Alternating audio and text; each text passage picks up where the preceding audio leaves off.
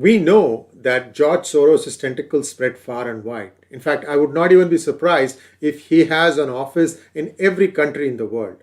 But how many of us know that he has some intricate links, especially between India and America, where individuals move back and forth and they are furthering his agenda in one way or the other? So I'm just taking a few examples here in this monologue just to kind of draw your attention to some of the people who have been associated. And when these things start rearing their ugly head, you know where the source of all the funding is coming from.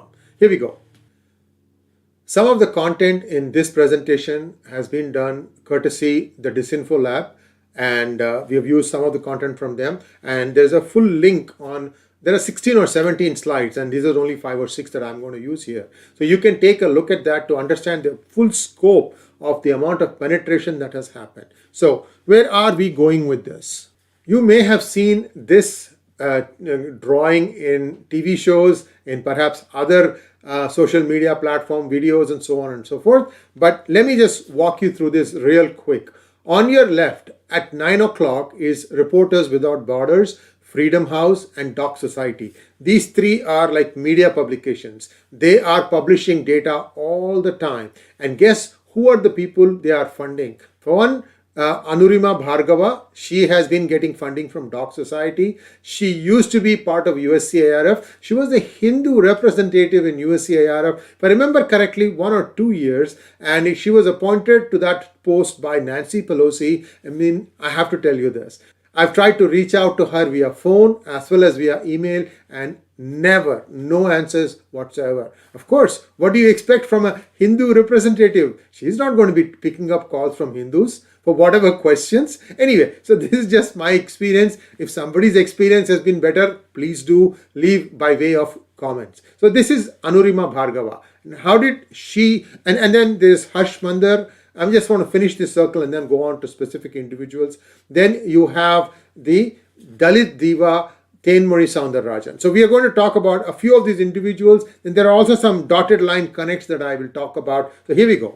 Anurima Bhargava, interesting case. She got a 25,000 grant from Open Society, and this is their filings, okay? 25,000 in 2018 and 165 grant, that is $165,000 grant in 2019. Good money just to do some basic research and perhaps go to look at scroll.in or some of the left, the news, print and news laundry, news minute, news this, news that, nuisance this, and then come up with a paper. So essentially, writing in an echo chamber to try and create some amplification. Suddenly the noise bursts out, everybody looks there, and then it subsides. So this is Anurima Bhargava for you. The next person who calls herself Dalit Diva, I think that is her Twitter handle, if I'm not wrong. Now, she used to be part of AANA. I don't even want to guess what that alphabet soup means. Then she has now been very actively involved with Equality Labs.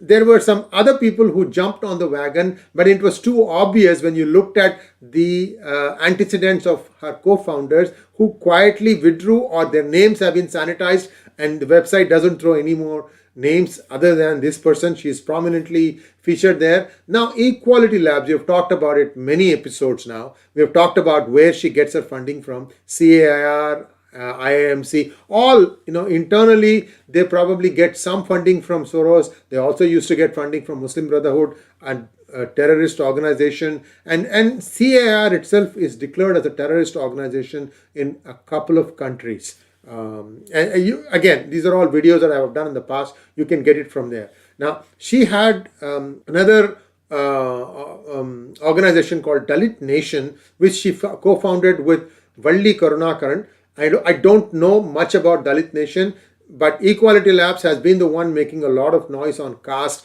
discrimination. Remember that lawsuit that's going on in Cisco? And I also had a hangout recently with Nikunj Trivedi and Sandhya.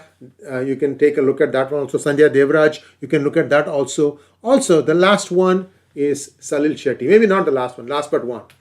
Salil Shetty, his father is V.T. Rajshekhar, who before Dalit Diva started representing the Dalit interests, he used to be the one doing all that stuff. Dalit causes, Dalit nation, Dalit outrage, Dalit this, Dalit that. Maybe this is some sort of okay, now I'm done. You can take it and run with the baton. Now Salil Shetty suddenly finds himself as a vice president of Open Society Foundation in India. You find him marching with Rahul Gandhi in Bharat Jodo Yatra. You can start looking at some of the people who were with Rahul Gandhi, and you will see a lot of connects back to this man, George Soros.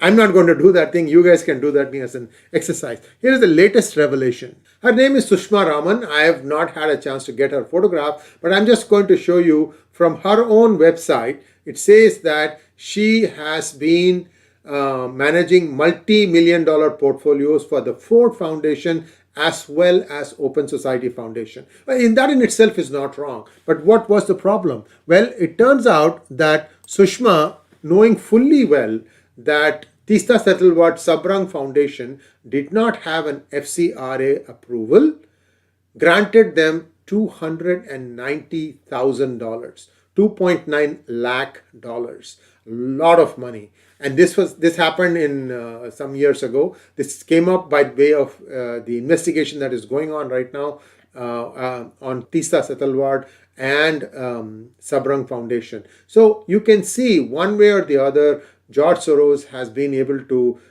spread his tentacles around. He wants to be able to create chaos on demand. That's how I see it. We may see it differently. Please leave your comments and tell me what you think. And also, please like, share, and subscribe to our channel. Don't forget to click on the bell button for notifications.